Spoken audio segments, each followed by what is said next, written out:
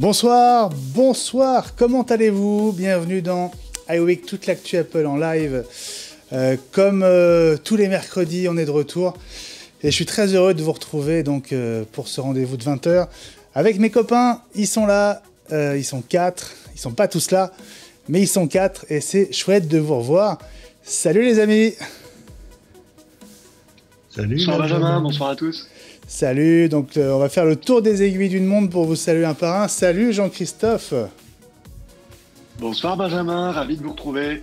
Et bah pareil pour moi. Raconte-nous, où es-tu, que fais-tu? Alors je suis à Paris sous la neige. Malheureusement la neige m'a empêché de venir en studio ce soir, mais je suis fidèle au poste quand même. Eh ben écoute, on est très heureux de te retrouver. Sois le bienvenu. J'envoie les mêmes vœux, les mêmes compliments à Gilles. Salut Gilles Dounès. Salut Benjamin, je suis désolé. On va faire l'émission à tâtons. Aucun de nous n'a de retour vidéo ce soir. Ah oui, bah c'est ça les reprises. On va tous tâtonner. Je vous expliquerai après ce que moi j'ai pas, moi aussi. Il y a un certain nombre de trucs que j'ai pas, mais c'est pas grave, on va y arriver. On va continuer notre petit tour de table pour vous dire bonjour à tous et on va passer du côté de chez Guillaume Jette. Salut Guillaume. Allô? Micro. Allô Guillaume? Oh, j'ai l'impression que Guillaume a figé, comme on dit. Peut-être qu'il peut... Il a été déconnecté, m'a-t-il dit. Ouais, bah peut-être qu'il va pouvoir se reconnecter. On va arranger ça dans quelques instants, j'en suis sûr. Et puis on va voir si ça fonctionne du côté de chez François. Salut François. Salut Benjamin, salut à tous. Très heureux de vous retrouver. Et puis même si on est passé au mois de février, je vous souhaite à tous une très belle et heureuse année 2018 déjà. C'est vrai qu'on n'a pas eu l'occasion de se souhaiter la bonne année en 2000. Enfin, si, on l'a eu, mais on était un peu loin de Paris. Bon, c'est trop tard, mais le cœur y est et on est très heureux de vous retrouver. Évidemment, je vous rappelle que vous pouvez communiquer avec nous via tous les moyens à votre disposition. Essentiellement, le hashtag iWeekTV que vous connaissez. Je vais vous le retrouver. Voilà, le hashtag, il est écrit en bas à droite, mais il y a aussi le compte Twitter que vous pouvez suivre, bien évidemment. Et puis, on est, si tout va bien, aussi sur Facebook, sur la page de Watch et sur YouTube. Vous pouvez donc aussi nous écrire via ces deux autres plateformes. Là, je suis sur Twitter. Vous pouvez peut-être vous répartir d'ailleurs avec moi les comptes. Comme ça, on n'oubliera rien ni personne. Peut-être l'un prend YouTube, l'autre prend Facebook. Là, sur Twitter... Moi, je suis sur le hashtag... Ouais. Je suis sur le hashtag iWeekTV, effectivement. Les gens ont l'air contents de nous retrouver, ce qui fait bien plaisir. Ouais, c'est sympa. Mais ne soyons pas tous sur Twitter. N'oublions pas YouTube et Facebook. Si vous avez moyen de prendre l'un Facebook, l'autre YouTube, ce serait super. Je vais saluer... Je me colle sur Facebook. D'accord, super. François sur Facebook, le compte de Watch. Sur YouTube. Et sur YouTube, super. Je vais saluer Walter, The Dude Bowling. Super mercredi avec la fine équipe iWeekTV. Joël nous dit bonsoir tout le monde. Salut les gents. C'est Alain Massé qui nous dit ça. Frédéric Cavaillé est là aussi, content de vous revoir. Vous m'avez manqué. Ah ben nous aussi, on trouve que vous nous avez manqué. Et on est très heureux d'être de retour. Et puis voilà, Shinji qui pouvait pas être là, mais qui a entraînement apparemment ce soir, mais c'est pas grave. Le replay ce sera fait pour ça. Bref, vous êtes en train de vous connecter. On est très heureux de vous retrouver. Il s'est passé un petit moment depuis qu'on s'est vu la dernière fois, chers amis. Je sais pas si chez Guillaume est de retour. Non, hein? Il était plus en ligne il y a quelques minutes. Bon. Il faut peut-être essayer de le rappeler. Ouais, on va essayer de faire ça. Ce que je vous propose, c'est qu'on démarre tout de suite. Alors, vous êtes dans le noir. Moi, je suis un peu dans le noir aussi. J'ai pas encore pu me connecter au fameux conducteur, le doc qui nous sert de référence pour faire les émissions. Alors, vous savez quoi? Vous allez m'aider à faire la présentation. Et si vous êtes devant, je vous propose de commencer à lancer les sujets. Alors, peut-être Jean-Christophe... Puisque je pense que tu es branché sur le conducteur, est-ce que tu peux nous mettre en appétit et par quoi est-ce qu'on va commencer ce soir? J'ai une petite idée. Alors, moi, je vous propose de commencer par le HomePod. Ah oui, bah oui.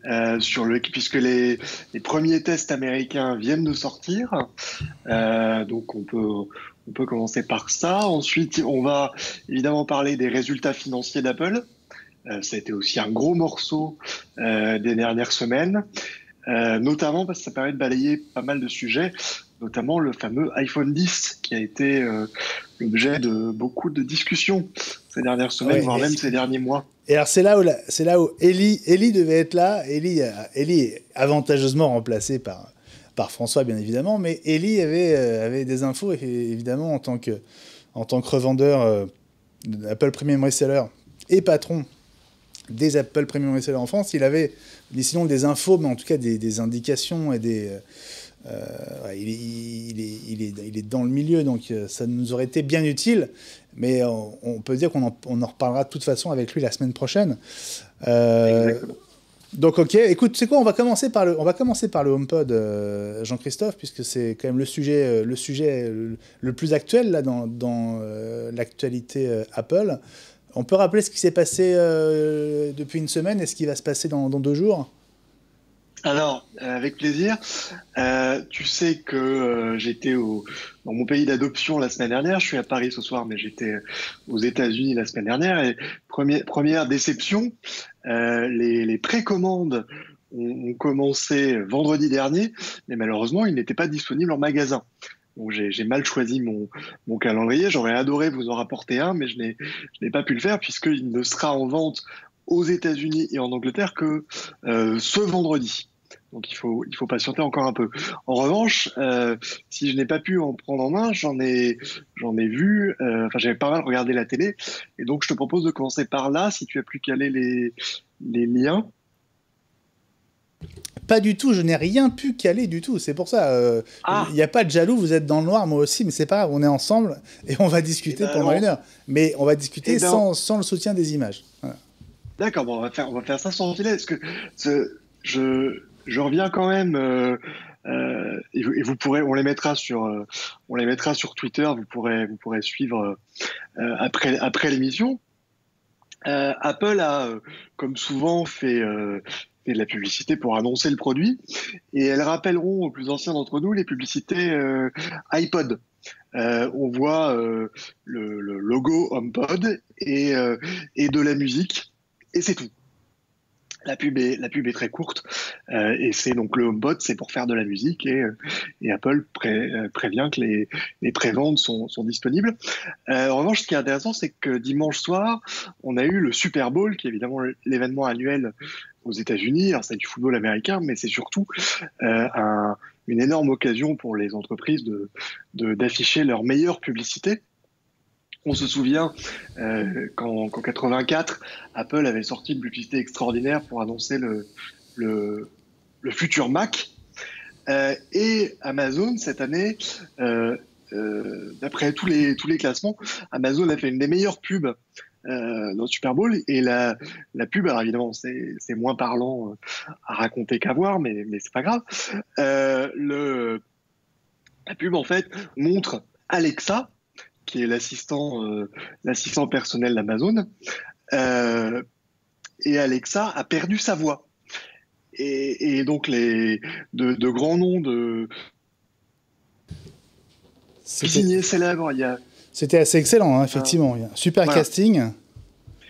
Qui changent, ouais. qui se battent tous pour remplacer Alexa, parce que Alexa fait tellement partie du quotidien des Américains que quand elle est en panne, quand elle a en l'occurrence une angine, Anthony Hopkins veut la remplacer. Est-ce que vous avez vu cette pub, les amis? Gilles? Bah non. Oh bah alors. Oui, mais non. Et puis en plus, je vous répondrai quelque chose ensuite à je vais la mettre. Jean-Christophe. Alors, termine Jean-Christophe. Faut pas qu'on s'éloigne trop du sujet. Notre sujet, c'est pas Alexa. Hein. Mais non, justement. Le sujet, mais le sujet, c'est, selon moi, HomeKit, dans une certaine mesure, contre Alexa. Donc, la pub est marrante. Et pourquoi c'est important? Parce que, Benjamin, tu étais au CES en janvier, tu as vu que les assistants étaient partout. Oui, c'est vrai. Que les assistants vocaux, qu'il s'agisse de Google Home ou d'Alexa, Aujourd'hui, enfin, on a vu au CES que énormément de produits, y compris des produits ni Amazon ni Google, utilisaient l'intelligence artificielle d'Amazon ou de Google pour s'intégrer dans les foyers. Et ce qui m'ennuie quand on compare les deux, quand on compare les assistants Siri et Alexa, c'est que Apple avait de très grande longueur d'avance, puisque quand l'iPhone 4S est sorti, Google Home n'existait pas et Alexa non plus. Et Siri a pris une place prépondérante dans la culture populaire. On parle de Siri, on parle même pas de... Siri est devenu un personnage à part entière qu'on retrouve dans les séries et dans les films, mais on se demande si Apple aujourd'hui ne stagne pas. Je sais pas ce que tu en penses, Benjamin. Oui, c'est un des soucis, je pense, effectivement. Apple a perdu une partie de son avance, en tout cas, même peut-être toute son avance. C'est un peu ce qu'on se dit, notamment en regardant les premiers tests du HomePod. On s'aperçoit que Siri, dans le HomePod, en fait même moins que Siri dans l'iPhone. Elle est intentionnellement limitée par Apple. Et plus ennuyeux pour un objet qui trône au milieu du salon et qui va donc être utilisé par tout le foyer, vous-même, mais aussi, pourquoi pas, votre compagnon ou vos enfants. Siri de HomePod ne sait pas reconnaître votre voix par rapport à d'autres, elle ne sait pas faire la différence. Ça veut dire, par exemple, que vos enfants peuvent demander à lire vos propres SMS justement au mépris de cette confidentialité qu'Apple met en général en avant. Ouais. C'est intéressant de le remarquer parce que l'iPhone, les iPhones récents peuvent justement faire la différence entre votre voix et la voix d'un tiers pour préserver votre confidentialité. Alors, juste que je comprenne, Jean-Christophe, parce que tu dis que les précommandes, donc, on le sait, ont ouvert il y a quelques jours. Toi, tu as eu l'occasion de le voir, du coup, de le tester ou de...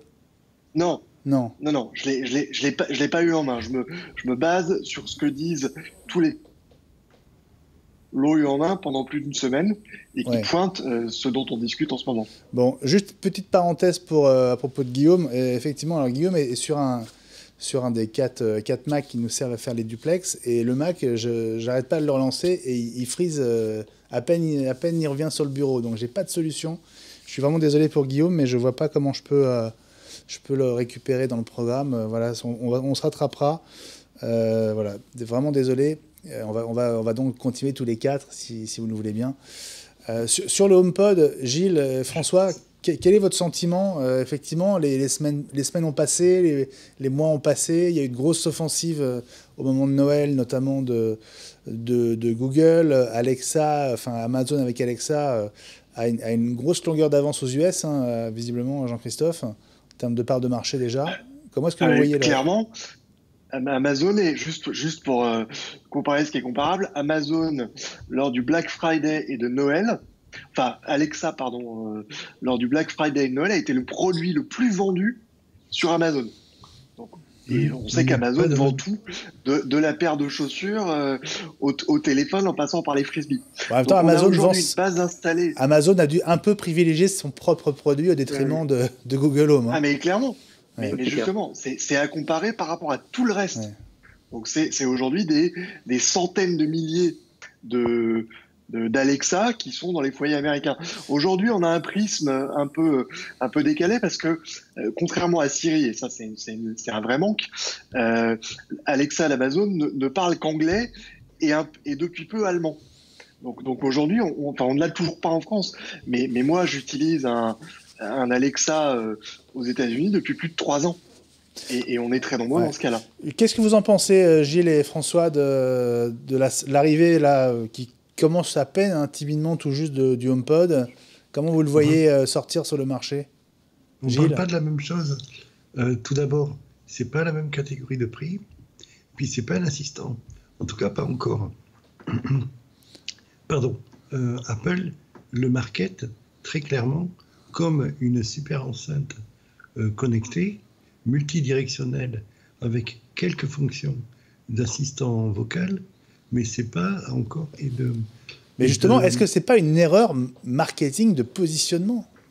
Pardon. Non, non, parce qu'on n'est pas dans la même catégorie de prix non plus.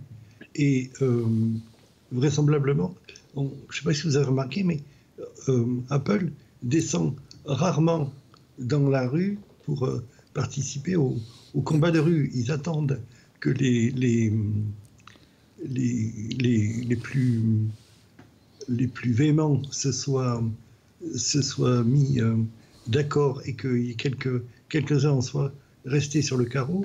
Et à ce moment-là, ils s'expliquent avec le gagnant ou les gagnants et il essaie de tirer les leçons de ce qui a été, de ce qu'ils ont vu. Oui, ils mais... arrivent toujours dans un deuxième temps. Oui, mais alors, pour résumer, c'est un produit plus cher qui fait moins de choses. Pour l'instant, qui fait moins de choses. Bah oui, mais c'est pas très vendeur. Pardon. Hein. Et ça ne fait pas la même chose. C'est surtout. Alors François. Je rejoins un peu ce que disait Gilles tout de suite. Je pense que c'est clairement pas la même visée dans un premier temps. Je pense que Siri a clairement des progrès à faire. Apple aujourd'hui le vend plus comme une enceinte, une super enceinte connectée, comme le disait Jean-Christophe tout à l'heure. C'est là-dessus qu'ils ont communiqué au niveau des publicités aussi. Maintenant, je pense que dans les mois à venir, Siri risque de s'améliorer, mais dans un premier temps, il faut mieux l'acheter comme une super enceinte que comme un vrai assistant vocal, ça c'est clair. Ouais. Je reviens vers vous juste. On a des messages sur Twitter pour nous dire. C'est JJ Motus. J'ai perdu son message.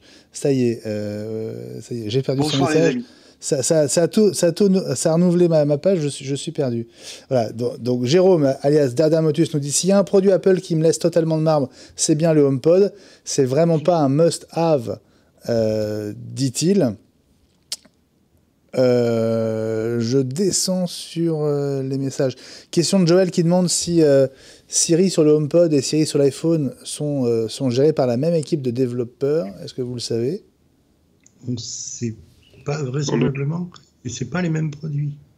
Toujours parce qu'il y a des contraintes différentes sur HomePod et sur l'iPhone. Et c'est pas vraisemblablement pas le même moteur de reconnaissance. Alors il y a une autre question de Frédéric Cavaillé, Gilles, qui demande si le HomePod est équivalent à un produit de chez Sonos. Est-ce qu'on fait davantage de comparaison avec Sonos? Les retours sont très dithyrambiques. Alors, l'avantage de Sonos, c'est que... Dithyrambiques sur quoi? On peut déjà... Pardon? Sur quoi ils sont dithyrambiques, les retours? Sur la qualité du son. Ouais. Presque meilleur que Sonos. L'avantage de Sonos, c'est qu'on peut d'ores et déjà concaténer les différentes enceintes pour avoir un son global, chose que le HomePod ne sait pas encore faire. Il est encore en développement. C'est typiquement un produit Apple qui est en devenir, pour un certain nombre de fonctions. Je vous rappellerai l'aphorisme d'Alan Kay dont raffolait particulièrement Steve Jobs, c'est « It's all about software, stupid », sachant que l'apostrophe ne s'adresse pas à vous, bien entendu. C'est juste une question de logiciel, on décide. Bon, je vais poser les questions autrement. Est-ce que le lancement du HomePod fait du début d'année une année potentiellement inquiétante pour Apple? Parce qu'il y a d'autres sujets derrière pour appuyer sur ce point qui fait mal. Non, pour conclure là-dessus... Oui, alors qui? Vas-y Gilles, je vais conclure après. Typiquement un produit Apple où on trempe les orteils dans le bain pour voir la température. On regarde comment réagit le marché et on va rajouter des features ensuite, d'abord d'un point de vue logiciel et ensuite sur les modèles suivants. Ils ont fait comme ça pour les Mac, ils ont fait comme ça pour l'iPod, souvenez-vous.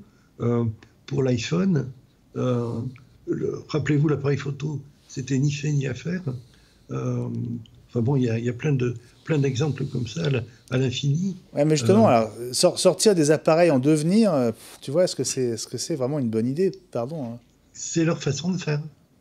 Bah ouais, mais bon. Et ça leur réussit pas si mal jusqu'ici, parce que les gens, ils s'adressent aussi à une population de geeks qui veulent être les premiers à tester et à utiliser et qui s'attachent. François. Je peux dire un mot, Benjamin, ensuite. Ouais. On finira avec toi, Jean-Christophe.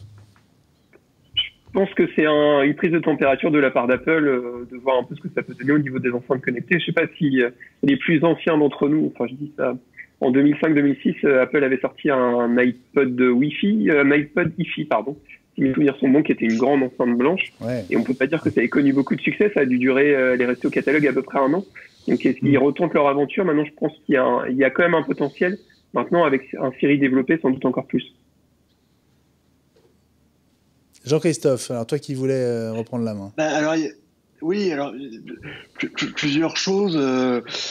D'abord, qui teste la température de l'eau, c'est une chose, mais comme on nous explique qu'ils ont mis 6 ans à le développer, ça fait long pour juste tremper un orteil.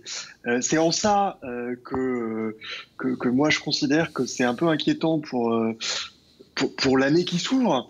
J'ai pas de problème au niveau de l'enceinte. Je dirais que bien entendu, l'enceinte est extraordinaire. Et encore une fois, si on y met 6 ans et que Apple connaît la musique, Apple connaît le son, je veux bien croire que l'enceinte sera extraordinaire. Mais justement, c'est en cela que je commençais ma chronique en la comparant avec Alexa. Il faut bien voir que on est dans une catégorie totalement à part, dans des usages totalement à part. Aux États-Unis, des utilisateurs n'achètent plus qu'à travers ces outils-là, ou n'envoient plus de messages qu'à travers ces outils-là, ou même justement n'écoutent de la musique qu'à travers ces outils-là. Donc c'est pas la question de dire mais c'est une enceinte extraordinaire.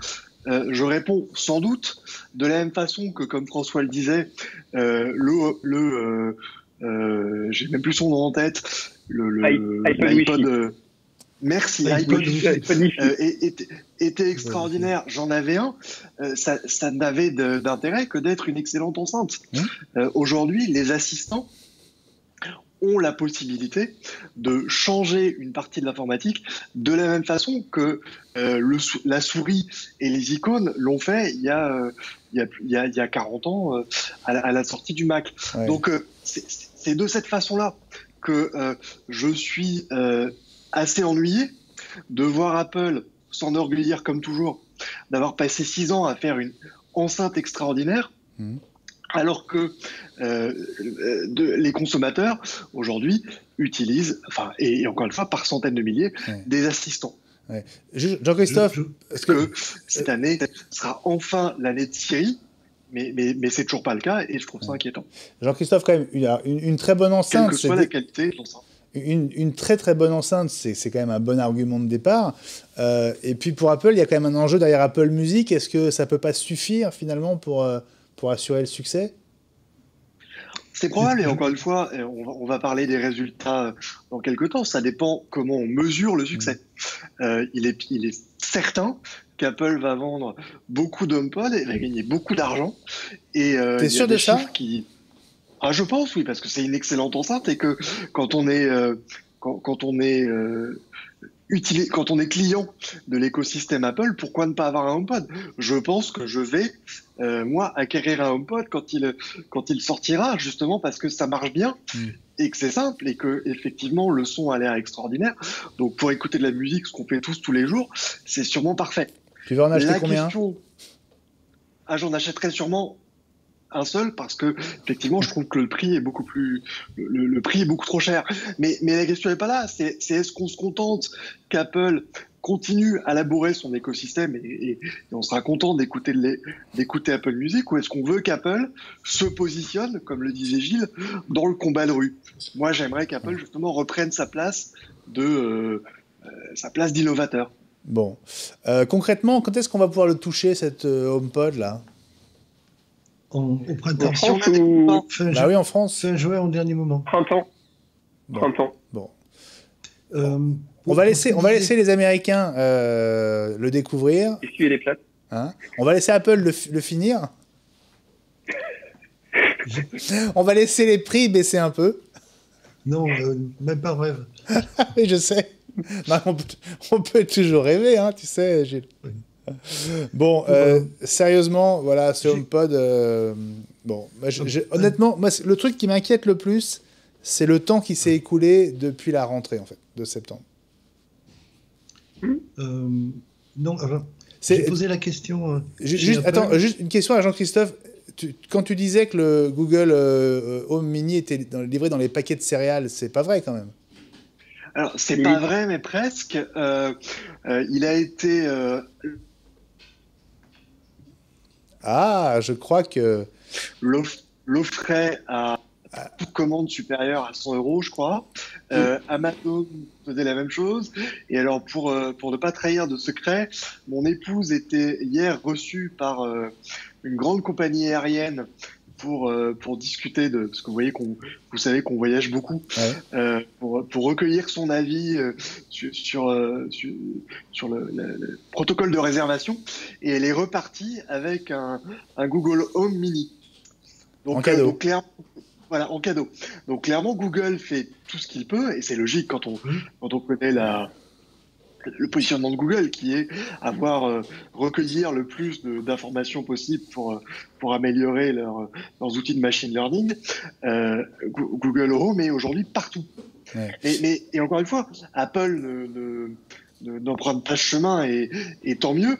Mais c'est en cela aussi, c'est pour ça que je parlais tout à l'heure de ce qui, moi, me paraît incompréhensible, que le Google Home ne sache pas faire la différence entre la voix de son maître, ouais, et la voix de vos enfants ou votre conjoint. C'est là où Apple, à mon avis, ne va même pas au bout de sa propre logique, qui est de mettre la confidentialité avant tout. Ouais. Est-ce qu'on peut juste rappeler un point important, c'est la compatibilité. En gros, HomePod, c'est Apple Music only, ou est-ce qu'on peut espérer du Spotify ou du Deezer Alors oui, elle est non. Ouais. Vas-y François. Vas-y François. Elle est compatible AirPlay 2, ce sera un des premiers produits Apple compatibles avec cette nouvelle norme. Et puis, si je dis pas de bêtises, Apple Music à partir d'iTunes. Mais il n'y aura pas de compatibilité, d'entrée jack, par exemple. Ça fait partie des choses qui ont fait un peu jaser sur les réseaux sociaux. Évidemment, il n'y a pas de jack dessus. Et si je dis pas de bêtises, il ne doit pas y avoir de Bluetooth non plus. Ça doit se connecter uniquement au Wi-Fi, je pense. Mais mes collègues... Exactement. Elle est compatible. On peut utiliser un iPhone avec Spotify, notamment, parce que c'est un récepteur AirPlay. Donc ça, ouais, avec un iPhone au milieu, ça va fonctionner. En revanche, Apple Music fonctionne, une fois configuré, de manière totalement indépendante, puisque le HomePod se connecte en Wi-Fi, et on peut demander à Siri de jouer telle ou telle musique ou telle ou telle playlist. Donc elle est beaucoup plus autonome avec Apple Music qu'avec Spotify ou d'autres concurrents d'Apple Music. Ouais. Contrairement, et c'est là où c'est intéressant, contrairement à Alexa ou Google Home, qui tous les deux permettent de contrôler Spotify à la voix sans avoir d'iPhone au milieu. Donc là encore, la comparaison est intéressante, parce que, et par ailleurs, Alexa et le Google Home ont, comme tu le disais François, une entrée jack, et donc on peut connecter tout et n'importe quoi sur ces haut-parleurs ouais, connectés. Alors je ne sais pas si vous avez des messages sur le sujet sur YouTube et Facebook. Il y en a plusieurs sur Twitter avec le hashtag iWeekTV. Stéphane Hightech nous dit: perso, je ne comprends pas vraiment le positionnement d'Apple avec le HomePod. On a aussi... je suis pas très doué, il faut que je me remette dans le bain avec les tweets. Joël nous dit: si c'est juste de la mise à jour de logiciel, ça va, mais si on dépense 400 € et que dans 6 mois il faut recommencer, ça va moins bien forcément. C'était à propos de le produit en devenir, la finition en cours de route, etc. Mais rappelez-vous l'iPod qui changeait tous les ans ou tous les 9 mois, et c'était pas 400 €, c'était plus cher si ma mémoire est bonne. Non, c'était ce genre de prix-là, et l'iPod, on a tous des vieux iPod qui marchent toujours très bien. La question, comme le HomePod fonctionne avec une autre source, on peut se demander si ça durera, si par exemple Apple Music s'arrête un jour. Par exemple. Une éventualité. Ça fonctionnera toujours avec il fonctionnera toujours avec AirPlay 2. Et puis le premier iPhone, le premier iPod ne faisait que de la musique. Il a fallu attendre 2004 pour avoir l'affichage des photos et 2005 pour avoir la vidéo. C'est comment dire, ce qui est sûr, c'est la même logique. Pour ce qui est du temps perdu, j'ai peut-être une hypothèse dans la mesure où, comme pour dans les années 2000, entre la vidéo et la musique, Apple est en train de courir 2 lièvres à la fois, je pense, au niveau de l'interface. Il est en train de redécouvrir le stylet et vraisemblablement l'écriture manuelle, même si on ne le voit pas, si on n'a rien qui sort là en ce moment, et l'interface vocale qui est celle de Siri. Un peu comme au moment des années 2000, Apple avait mis d'abord une carte sur la vidéo. Tu t'éloignes là, Gilles, tu t'éloignes. Ouais. Non, je suis au cœur du sujet. Ils avaient mis une carte sur la dématérialisation par la vidéo, et ensuite ils ont été obligés de mettre les bouchées doubles et de racheter de racheter un logiciel qui est devenu iTunes pour être présent sur le marché de la musique qui décollait plus fort. Donc ça, c'est une hypothèse. Savoir aussi pourquoi J'ai pas compris le rapport avec le rapport entre le stylet et le temps qui passe pour le HomePod.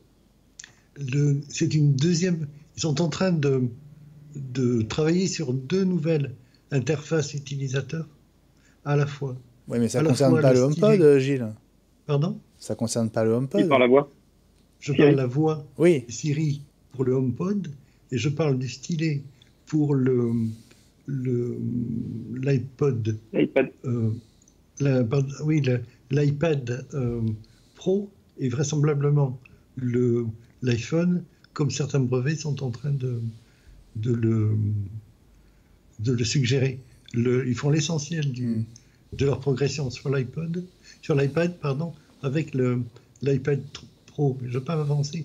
Pour le retard aussi au lancement, j'ai posé la question chez Apple. Je comprends pas tout ce que tu veux dire, Gilles, là, sur le sujet. J'avoue, là... Il y a deux nouvelles interfaces utilisateurs. Mais en quoi elles concernent le HomePod ? Disons, Siri est une interface pour... Pardon. Comment dire ? C'est un moyen de communiquer à la fois pour le Mac, pour l'iPhone et pour l'Apple Watch, et également le HomePod. Dans le même temps, ils ont une autre équipe qui travaille sur le stylet en tant qu'interface utilisateur. Donc il faut, comment dire, il y a une balance à trouver au niveau des investissements. Ils travaillent toujours de façon extrêmement parcimonieuse en mettant, en ne mettant de l'argent que au fur et à mesure, et en évitant de noyer le moteur, si j'ose dire. Là, moi, je suis un peu noyé, là. Écoute, Gilles, je crois que je comprends à peu près où tu veux en venir, mais on s'éloigne quand même un petit peu du sujet. Donc, on y reviendra sur ce HomePod dans les semaines qui viennent. De toute façon, il n'est pas encore arrivé en France. On va surtout lire ce que les autres en disent dans un premier temps, et puis on en reparlera, c'est sûr, puisque ce sera pour nous l'un des événements de la fin du premier semestre, on va dire. Hein. C'est ça. Et on essaiera de vous en rapporter un d'Angleterre ou des États-Unis dans les prochaines semaines, c'est promis. Ah, ça, ce serait très très bien qu'on ait notre propre thèse grâce à toi. Jean-Christophe. Apple n'a pas voulu dire j'ai posé la question. Pourquoi il y a un décalage entre le marché français et allemand, donc fin juin pour le printemps, et puis le marché anglais, australien et états-unien. Ok. Bon, on a lu, c'était par rapport. Ouais, je voudrais passer au sujet suivant, mais on ne va pas y arriver. Vas-y. Allez-y. Non, je voulais juste dire que visiblement, certains avaient dit que c'était pour perfectionner Siri en version française, qu'il y a déjà des HomePod qui traînent en version bêta chez des salariés d'Apple France. Voilà, on passe au sujet suivant. Bon, juste vous dire, parce que Guillaume n'a pas complètement disparu. Alors, il tweet parfois pour dire des bêtises, mais on le pardonne. D'abord, il nous dit que les premiers testeurs parlent d'un son meilleur que celui de Sonos. Ensuite, selon lui, j'aurais chopé une gastro à cause d'Eli, mais c'est complètement faux. et puis voilà, je pense que c'est pas le dernier qu'on va lire. On va passer au deuxième sujet au programme, deuxième gros sujet. Jean-Christophe, tu es mes yeux sur ce dossier. Ah, je t'entends plus par contre. Tu es censé m'aider avec la suite du conducteur. Ah oui. Okay. Alors, tu n'es plus dessus, c'est pas grave. Bon, on a non, un petit... si, ça y est. On a un petit sujet résultat, un petit sujet iPhone. Oui. Un sujet résultat. François va nous faire ça très bien. Non, c'est Gilles qui a préparé une rubrique sur les résultats d'Apple. Vous avez peur de me perdre encore? Ah oui, c'est ça. On a peur, oui, de te perdre, je ne sais pas. Bon, donc, les résultats. Alors, en résumé, qu'est-ce que ça donne pour le dernier trimestre? Tout va bien, 88,3 milliards de dollars de chiffre d'affaires, en progression sur tous les territoires, y compris l'Inde et la Chine, qui étaient de façon récurrente les gros points d'interrogation que soulevaient les uns et les autres pour chahuter le titre. Bénéfice net, 20 milliards de dollars. Pas mal quand même. Ben oui, et 5% de baisse pour le Mac à 5 millions d'unités. L'iMac Pro, qui a été lancé trop tard, n'a pas eu d'effet sur le trimestre. Même si Luca Maestri, le grand argentier d'Apple, a insisté sur le fait que le trimestre passé comptait 13 semaines au lieu de 14 l'année dernière. Ah, mine de rien, ça fait une semaine de moins sur 14, ça fait un petit 7%, quoi. Hein. Bon. Et surtout les marchés émergents, c'est ça la bonne nouvelle. Les ventes de Mac progressent de plus de 13%, malgré cette semaine qui manque. Bon, on va pas rentrer dans le détail de tous les chiffres, mais quelles sont les tendances qui vous ont marqué? L'iPhone 10 qui se vend comme des petits pains, qui a été le smartphone. C'est pas ce que j'ai lu. Hein. Pardon? Non, c'est pas du tout. C'est pas du tout ce que j'ai lu. Alors, est-ce que... voilà. Ce qu'ils ont donné, les chiffres qu'ils ont donnés, les tendances qu'ils ont données pendant la conférence, c'est l'iPhone 10, le smartphone le plus vendu du trimestre, selon Canalys, qui est un cabinet d'analyse, et Apple a donné ses propres tendances.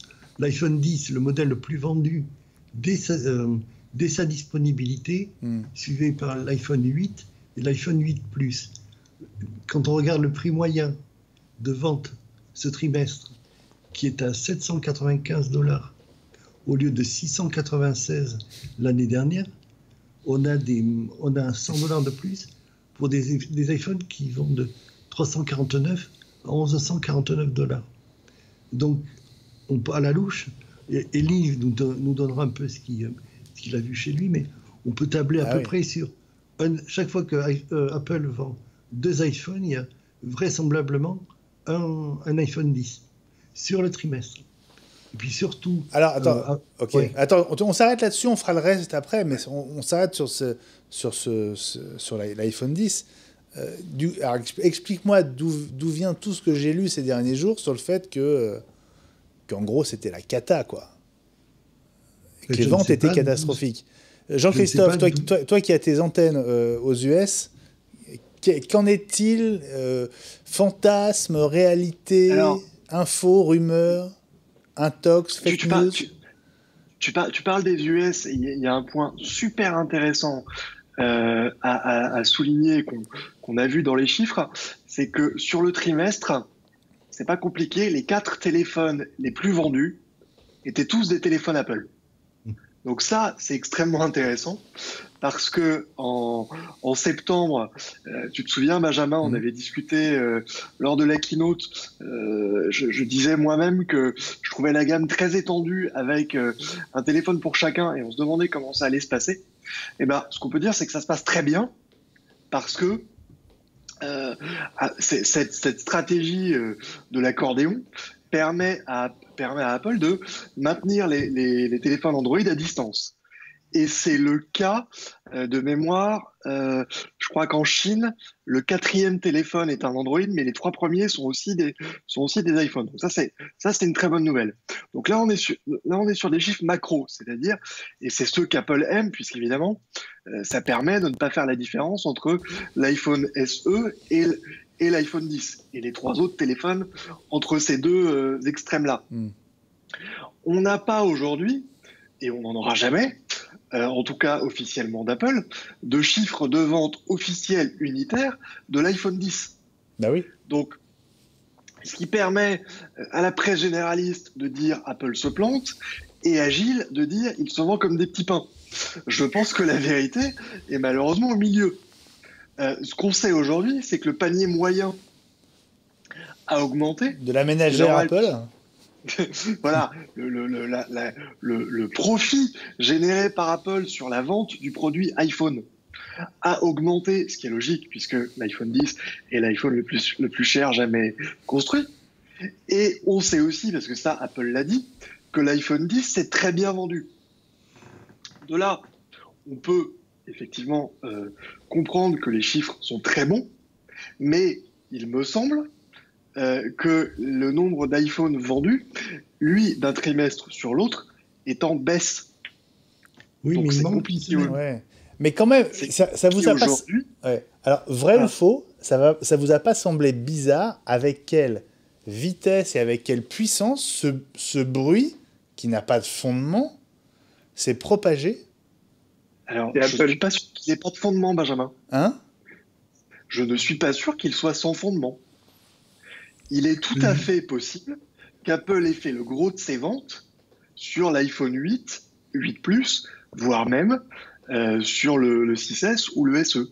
Alors, Gilles vient de nous dire qu'en gros, à chaque fois qu'Apple vend 2 iPhones, l'un des deux, c'est un iPhone 10. Donc ça veut dire qu'il représente 50% des ventes.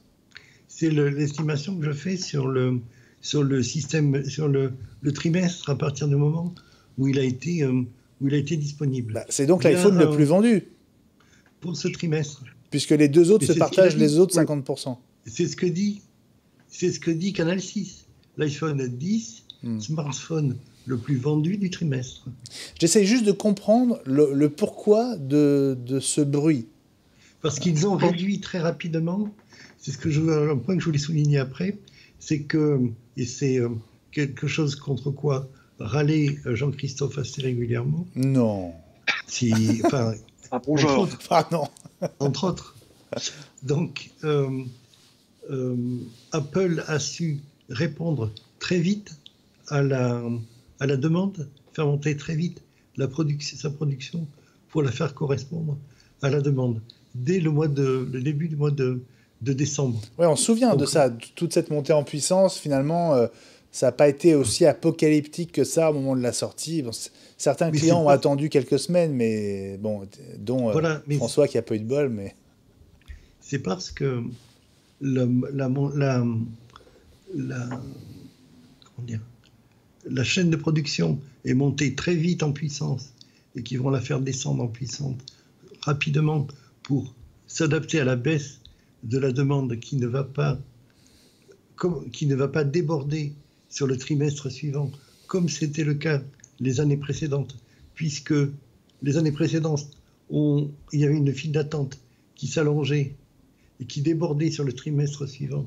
Donc c'est pour ça qu'on vendait davantage sur le trimestre suivant du nouveau téléphone. Là, ils vont baisser en puissance rapidement et on va retrouver, comme ça avait été le cas, je prends toujours cet exemple, mais pour l'iPhone 5C, au mois de juin de l'année de sortie du 5C et du 5S, le mois de juin, l'iPhone 5C était le modèle le plus vendu chez Apple. Ouais. Ouais, enfin, Alors là, quand que même, non. si on fait attention à ce qu'on a lu, on a vraiment l'impression que dans les Apple Store et dans les APR, on vend tout sauf de l'iPhone 10, quoi. Il a la poisse, plus personne n'en veut. Tu vois, Je pense qu'il y a un Je juste sais pas milieu d'où entre c'est tout ça, en fait. ouais, François. Bon, vraisemblablement, je pense que les ventes sont peut-être moins élevées que ce qu'ils espéraient, clairement. Maintenant, je pense que quand même, ça se vend pas mal. On en voit moins peut-être qu'on voyait de 6 quand le 6 est sorti, parce que quand le 6 et les 6 Plus sont sortis, il y a quand même eu beaucoup de ventes au début. Maintenant, je pense qu'il se vend sans doute moins bien. Maintenant, il faut pas oublier le prix. Et c'est aussi logique qu'un téléphone qui monte jusqu'à 1300 € par chez nous, c'est logique que ça se vende pas non plus comme des petits pains, quoi. À un moment, il faut être logique aussi. Ouais. Tim Je Cook suis d'accord disait avec qu'ils François. avaient été. Ouais, Tim Cook disait qu'ils avaient petit- été surpris. Vas-y. Non, vas-y, Gilles. Tim Cook disait qu'ils avaient été surpris par la réponse et que la force de la réponse sur l'iPhone 10. Ouais, mais Tim Cook, tout est toujours formidable et magnifique. Il peut pas mentir à une réunion d'analystes de banques Non, banques d'investissement. Il ment pas, mais comme il donne pas de chiffres, c'est facile. Bah oui. Quand il explique que l'achat sur le mois l'intéresse moins que le nombre de comptes iCloud, c'est pas mentir, mais c'est de l'enfumage. c'est de l'enfumage extrêmement bien fait. Ouais, ça. Juste, je fais un. Il a réponse à tout, Tim. Il est là pour ça. Notre ami Ouais. Planète Sébastien, qui, outre le fait qu'il a la gentillesse de dire qu'il aime bien les couleurs de mon bureau, dit que si on vend plus cher, on peut gagner plus d'argent même en vendant moins. Et c'est un peu ce théorème que j'essayais d'expliquer qui a été très bien résumé. Mais Je pense que ce qu'il faut voir, c'est... C'est le principe d'Apple qui ne veut pas vendre en dessous d'un prix donné et qui dit, comment dire, on s'intéresse plus au marché en valeur qu'au marché en volume.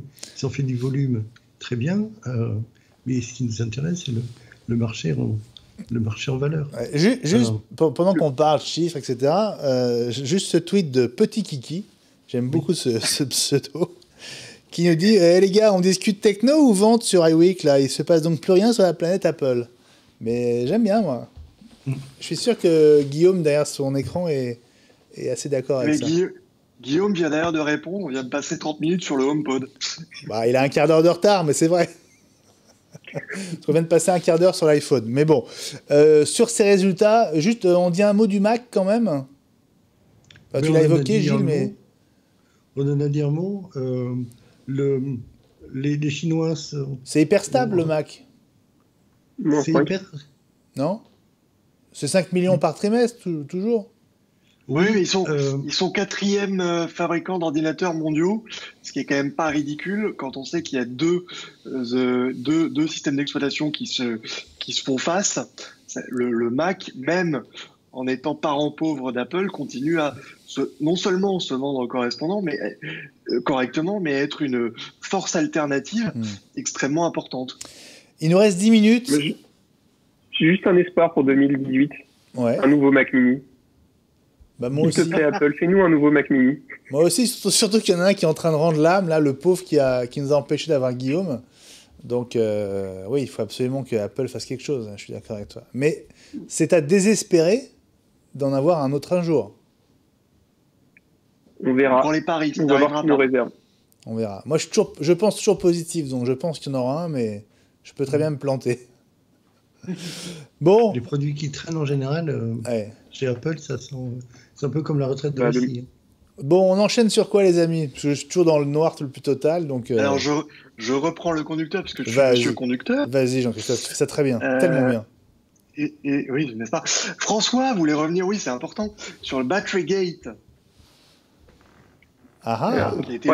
Qui était le gros sujet Apple pendant qu'on n'était pas là.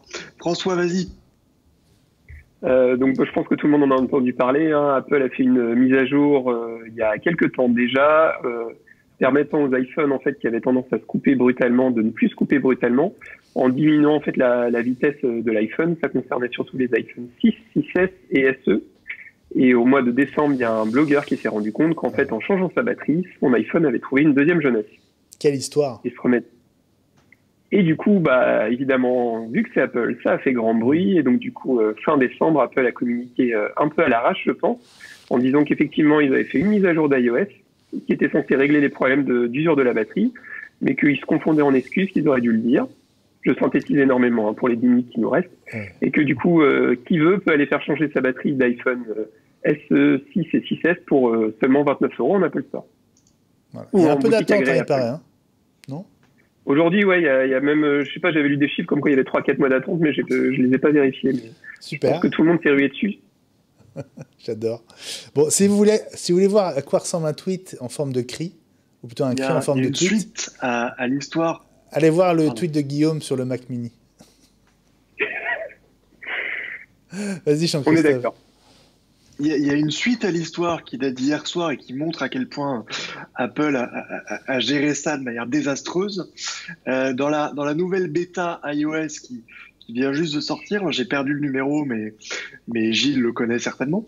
Apple propose de désactiver l'option d'optimisation et comme par hasard, les iPhone 6 retrouvent leur vigueur d'antan. C'est-à-dire que on peut choisir maintenant d'avoir un iPhone rapide dont la batterie se vide rapidement ou un iPhone lent dont la batterie tienne beaucoup plus longtemps. Voilà. C'était le truc, la fonction inavouable qui maintenant est avouée. Exactement. Ouais. État de la batterie bêta. Et les testeurs de la bêta disent c'est merveilleux, c'est comme si j'avais overclocké mon iPhone. Voilà. Mais il risque de se couper tout seul. Ouais. Et entre-temps, ça va coûter combien les petits procès là, qui sont en train de se monter à Apple? Oh, je pense que je n'ai pas peur des class action parce que l'explication d'Apple se tient. C'est-à-dire que les journaux traditionnels, type les Échos et autres, se rengorgent de obsolescence programmée.